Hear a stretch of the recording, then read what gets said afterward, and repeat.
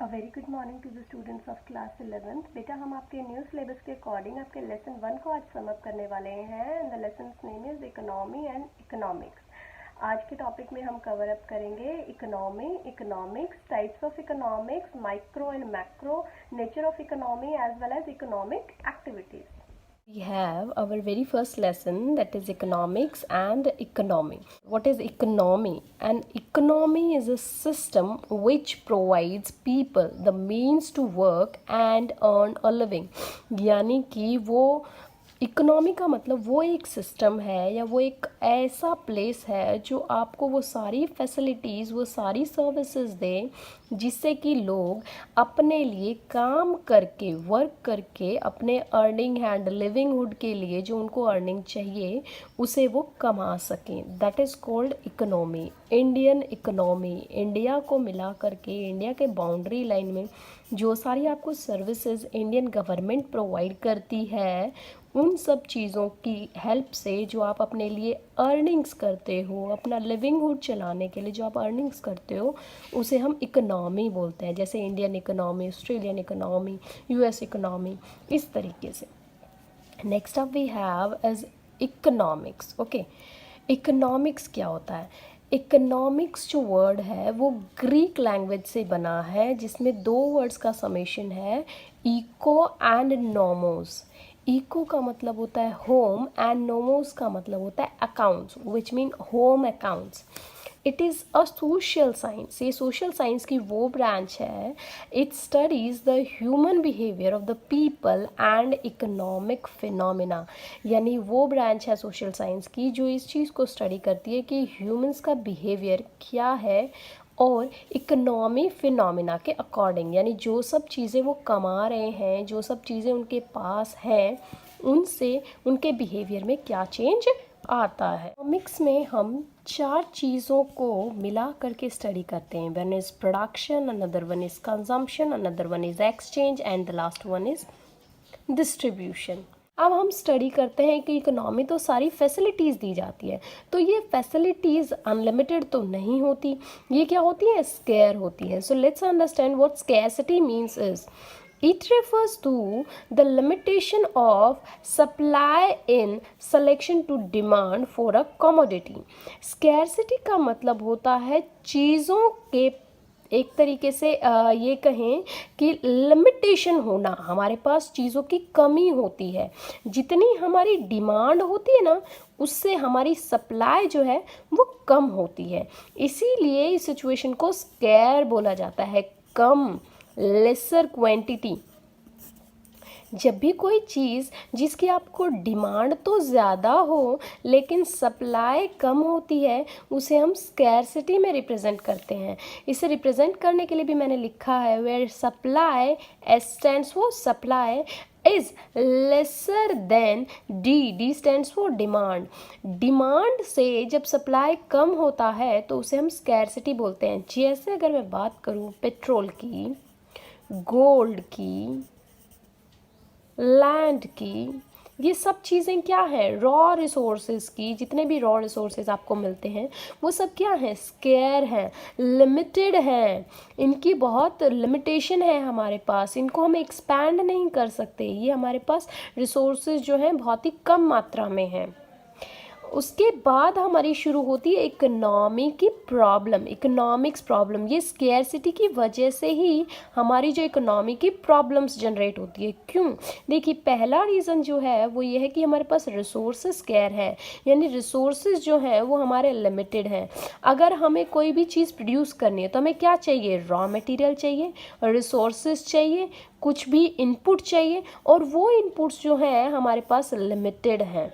जैसे अगर मैं ये कहूँ मुझे लैंड चाहिए एग्रीकल्चर कन्वर्ट करने के लिए, यूँ कहूँ मुझे गुड्स को प्रोड्यूस करने के लिए, फार्मिंग एक्टिविटीज़ को इनकर करने के लिए लैंड चाहिए, लेकिन लैंड तो लिमिटेड है। मैं कहूँ कि मुझे गाड़ियाँ चलाने के लिए पेट्रोल चाहिए, लेकिन पेट्रोल तो लिमिटेड है, हमें तो उसे बहुत महंगे रेट्स में ख़रीदना पड़ रहा है। मैं कहूँ मुझे ऑर्नामेंट्स का शौक है, लेकिन वो ऑर्नामेंट्स गोल्ड से बनेंगे, गोल्ड इज़ लिमिटेड। तो यही एक रीज़न है, पहला जो हमारा इकोनॉमी का प्रॉब्लम है that is resources are scarce यानी लिमिटेड। नेक्स्ट जो हमारा प्रॉब्लम है वो है कि रिसोर्सेज हैव अल्टरनेटिव यूजेस।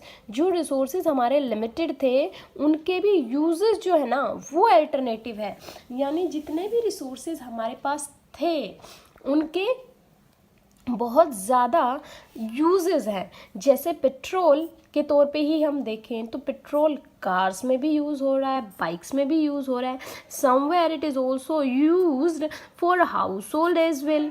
तो एक ही चीज़ है पेट्रोल जिसका हमारे पास लिमिटेड स्टॉक है और उसके यूजेस भी कितने सारे हैं, बहुत सारे हैं। सेम वे लैंड ले लीजिए, लैंड के हमारे पास में रिसोर्स क्या है, लैंड तो लिमिटेड है ना, अर्थ का एरिया बढ़ तो नहीं रहा। इंडिया अर्थ के अंदर एक कंट्री है, लेकिन इंडिया का जो एरिया है वो कहीं बढ़ तो नहीं रहा, वो लिमिटेड ही है ना, उसका एक्सपेंशन तो नहीं हो रहा ना। ऐसे तो नहीं ना कि वो इंडिया बढ़ बढ़ के पूरे वर्ल्ड के ऊपर छा गया है, ऐसा तो नहीं हो रहा ना। तो इंडिया का जो एरिया है वो लिमिटेड है, which means every village, every city, every country, every continent, सबका जो एरिया है वो लिमिटेड है। तो लैंड हमारे पास लिमिटेड है, लेकिन उसके यूजेस क्या क्या हैं। उसी लैंड के ऊपर हमें एग्रीकल्चर एक्टिविटीज़ भी करनी है, उसी लैंड के ऊपर हमें प्रोडक्शन एक्टिविटीज़ भी करनी है, उसी लैंड के ऊपर हमें कंस्ट्रक्शंस भी करने हैं, घर भी बनाने हैं, डैम्स भी बनाने हैं, रिवर्स, कैनल, सब चीज़ें बनानी हैं। तो वो क्या है, वो हमारे अल्टरनेटिव यूजेस हैं। तो ये दो स्टूडेंट्स हमारी इकोनॉमिक problems थी, one is resources are scarce, another one is resources have alternative uses. Next up we have is branches of economics. See हमने दो ब्रांचेस में कैटेगराइज किया है इकोनॉमिक्स को, one is micro economics, another one is macro economics. Micro, सबसे पहले micro economics को पढ़ते हैं। माइक्रो जो वर्ड है that comes from Greek word mikros which means small. Mikros word से आया है जिसका मतलब होता है स्मॉल। ओके, माइक्रो इकोनॉमिक्स का मतलब क्या होता है, it is the study of individual economic unit and individual economic variables, यानी इंडिविजुअल्स की इकोनॉमिक यूनिट और इकोनॉमिक वेरिएबल्स को लेकर के हम इसमें स्टडी करते हैं माइक्रो में। जैसे इंडिविजुअल कंज्यूमर्स होंगे, इसमें एक एक कंज्यूमर की डिमांड्स वगैरह, इंडिविजुअल फर्म्स होंगी, इंडिविजुअल प्रोड्यूसर्स होंगे, इंडिविजुअल मार्केट होगा, यानी एक ही मार्केट होगा जिसके बारे में हम स्टडी करेंगे स्मॉल स्केल के ऊपर, एक ही प्रोड्यूसर होगा जिसके बारे में हम स्टडी करेंगे, एक ही कंज्यूमर होगा जिसके बिहेवियर को हम स्टडी करेंगे, एक ही फर्म होगी जिसके बारे में हमें सारी अपडेट्स निकालनी है। तो यानी कि स्मॉल स्केल के अंदर हमें ये सारी स्टडीज़ करनी है, और इन स्टडीज़ को हेल्प करने के लिए माइक्रो इकोनॉमिक्स के अंदर हमने कुछ थ्योरीज रखी हैं जो इस तरीके से है। पहला है थ्योरी ऑफ डिमांड, जिसमें हम कंज्यूमर्स के बिहेवियर को स्टडी करते हैं। दूसरा है थ्योरी ऑफ सप्लाई, जिसमें हम प्रोड्यूसर्स के बिहेवियर को स्टडी करते हैं। तीसरा आता है थ्योरी ऑफ प्राइस, जिसमें आपके फर्म एंड मार्केट यानी कि competition as well as market यानी प्रोड्यूसर एंड कंज्यूमर के इंटरैक्शन के बेस्ड करके हम प्राइस डिटर्मिनेशन करते हैं। तो ये सारी थ्योरीज जो हैं वो आपके माइक्रो इकोनॉमिक्स के पार्ट हैं student. Next up we have students is macro economics. ये भी ग्रीक वर्ड मैक्रोस से लिया गया है जिसका मतलब होता है large, MAKROS, macros. Macros means large, large in size, जिसका डेफिनेशन, जिसका मीनिंग क्या है, मैक्रो इकोनॉमिक्स का मतलब है it is the study of aggregate to the whole economy, यानी पूरी की पूरी इकोनॉमी को as a whole aggregate average लेकर के चलना, उसकी स्टडी करना, उसे हम कहते हैं मैक्रो इकोनॉमिक्स। इसमें हम किन किन प्रॉब्लम्स को स्टडी करेंगे, प्रॉब्लम ऑफ अनएम्प्लॉयमेंट, वो तो पूरे नेशन की प्रॉब्लम है ना स्टूडेंट्स। उसके बाद GDP ग्रोथ, हमें हमारी कंट्री की ग्रोथ चाहिए जो कि तीनों सेक्टर्स यानी कि आपका प्राइमरी एक्टिविटीज़, आपका service activities as well as आपका मैन्युफैक्चरिंग एक्टिविटीज़ यानी एग्रीकल्चर, आपकी मैन्युफैक्चरिंग सेक्टर और टर्शरी सेक्टर, इन तीनों सेक्टर से मिला करके आपकी GDP की ग्रोथ आती है। GDP एक्चुअली होता क्या है स्टूडेंट्स, आप लोगों ने 10th क्लास में भी पढ़ा होगा।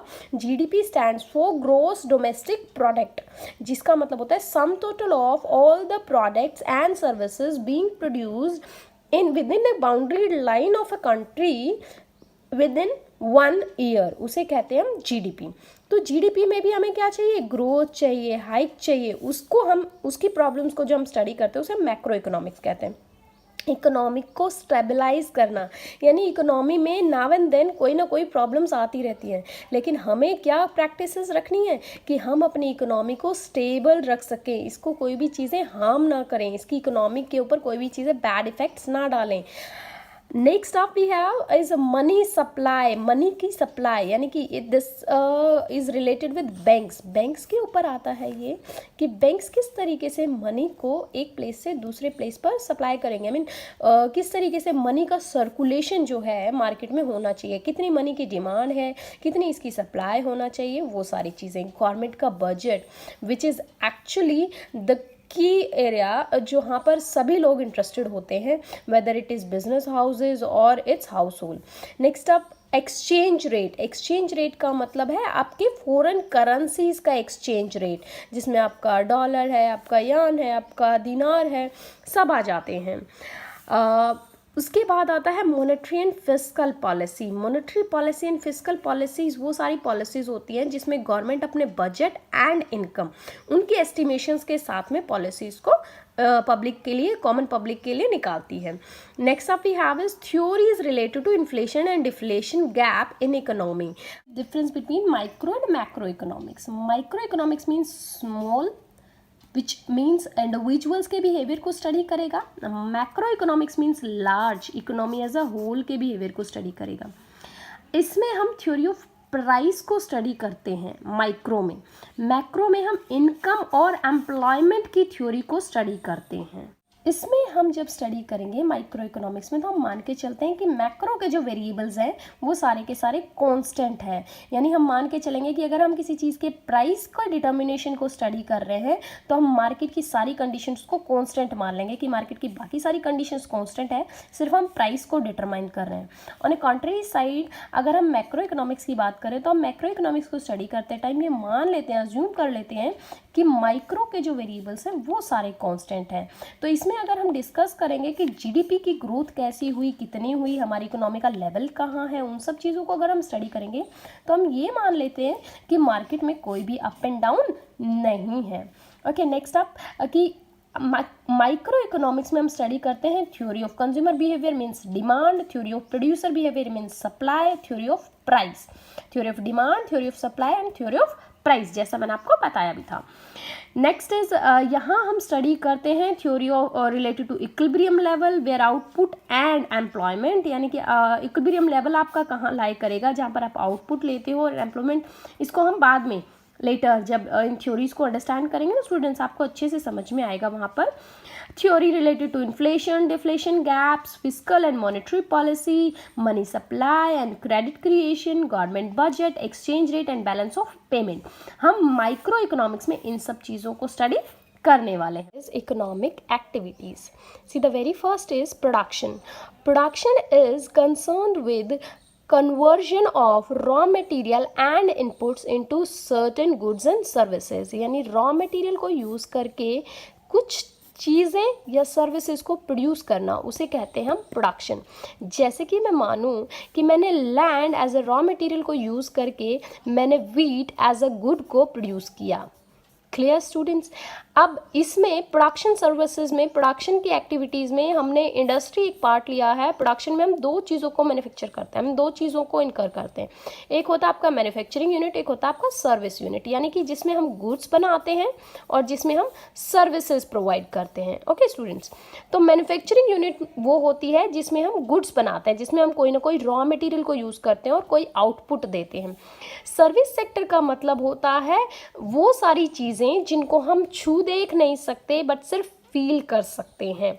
ओके, तो यहाँ पर आते हैं, यहाँ पर हम बात कर रहे हैं मैन्युफैक्चरिंग में। तो मैन्युफैक्चरिंग में जो भी चीज़ें हम बनाएंगे उन सबको हम छू और देख सकते हैं, जैसे कि फर्नीचर हो गया, सॉल्ट हो गया, शुगर हो गया, ये सारी चीज़ें।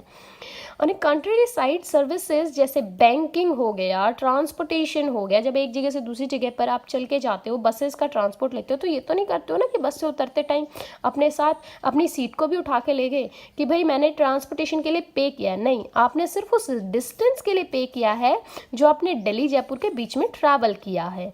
Not you are suppose to take that bus along, और वो चेयर आप अपने साथ नहीं ले जाते. अब नेक्स्ट पॉइंट पर आते हैं, दैट इज कंजम्पशन. सी, जो सारी चीज़ें हम इंडस्ट्रीज में बना रहे हैं, वेदर इट इज़ गुड्स और सर्विसेज, हम उनको कंज्यूम भी करेंगे. तो ये क्या है? This is a psychological satisfaction which a consumer obtain from consuming a product. किसी भी प्रोडक्ट को कंज्यूम करने के बाद जो सेटिस्फैक्शन एक कंज्यूमर को मिलता है, उसे हम इसमें स्टडी करते हैं कंजम्पशन में, इकोनॉमिक एक्टिविटीज़ में. तो देखिए, एक मैंने कंज्यूमर यहाँ पर आपको अज्यूम किया है, दूसरी तरफ मैंने एक शॉपकीपर को अज्यूम किया है. शॉपकीपर ने क्या दिया? शर्ट दिया. किसको दिया? कंज्यूमर को. कंज्यूमर ने क्या दिया? पैसे दिए. किसको दिए? शॉपकीपर को दिए. और अब इससे उसको क्या हुआ? सेटिस्फेक्शन हुआ. Our next topic is that is exchange. Good exchange with goods is known as barter system. But now, as the technology, or we can say the economies changes due to the rapid scenario in our modern economies, हमने barter system को replace कर दिया money से. तो अब हम goods को किस चीज़ के साथ में शेयर कर लेते हैं? मनी के साथ में शेयर कर लेते हैं. मैं यहाँ पे आपको दो इंडिविजुअल्स ले रही हूँ, mister A and mister B. Let's say mister A के पास में वीट था, उसने मिस्टर बी को दे दिया in barter system. Okay, I am talking about barter system. Mister A के पास में वीट था जो उसने मिस्टर बी को दे दिया. मिस्टर बी के पास में क्लोथ्स थे जो उसने मिस्टर ए को दे दिए. दोनों ने क्यों किया? ताकि उनको सेटिस्फैक्शन मिल सके. सेम वे वही चीज़ मैंने आपको मनी के अंदर भी समझाई कि मनी में भी वही चीज़ होती है कि इसके पास में शर्ट थी, इसे चाहिए थी, तो इसने पैसे दिए और शर्ट ले ली. सेम चीज़ क्यों की गई? ताकि हमें सेटिस्फैक्शन मिल सके. Next and last one is distribution. It refers to transfer of income for rendering the services. यानी इनकम्स का ट्रांसफ़र हम यहाँ पर स्टडी करते हैं. जैसे कि मैं आप इसको सर्कुलर फ्लो ऑफ इनकम बताती हूँ कि इनकम किस तरीके से फ्लो करती है. सी, एक स्कूल है जिसके अंदर की बच्चों की फ़ीस आती है, फ़ीस वो लोग कलेक्ट करते हैं, और उसी कलेक्ट की हुई फ़ीस से वो अपने टीचर की सैलरी देते हैं. ओके, यहाँ पर इनके पास में इनकम कहाँ से आई? बच्चों की फीस से. क्लियर? बच्चों की फीस से इन्होंने कहाँ इनकम को खर्च किया? टीचर की सैलरी पे. टीचर ने अपने घर पे एक मेड रखी हुई है भाई, उसको उसने क्या दी? सैलरी दी. मेड के पास जो पैसे आए, मेड ने उस पैसे से अपने बच्चे की क्या भरी?